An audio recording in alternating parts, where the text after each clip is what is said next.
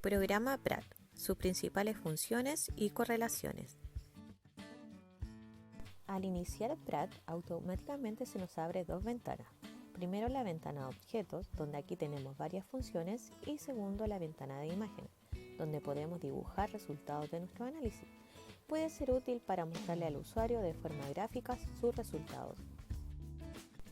Gráficos que podemos observar en el Pratt.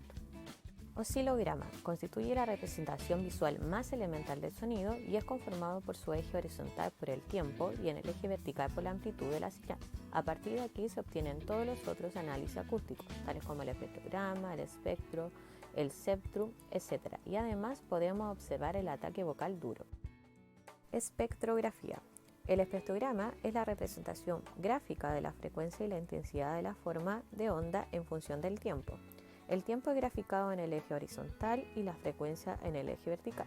El tercer eje contiene la energía o amplitud de la señal.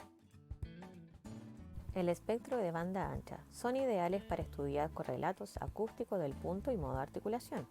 Espectrogramas de banda estrecha son ideales para estudiar características espectrales como la frecuencia fundamental, formante, armónico, centro de frecuencia, etc. Los espectros son diagramas que representan la frecuencia que compone una señal compleja.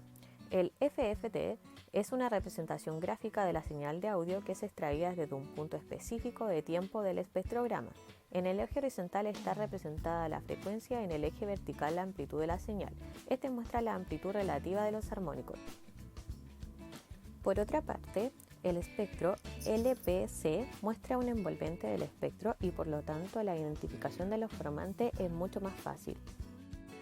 Entonces, hay que tener en cuenta que el espectro FFT de banda estrecha es ideal para analizar la frecuencia fundamental y los armónicos de las vocales, mientras que el espectro de banda ancha y el espectro continuo sirven para analizar formantes.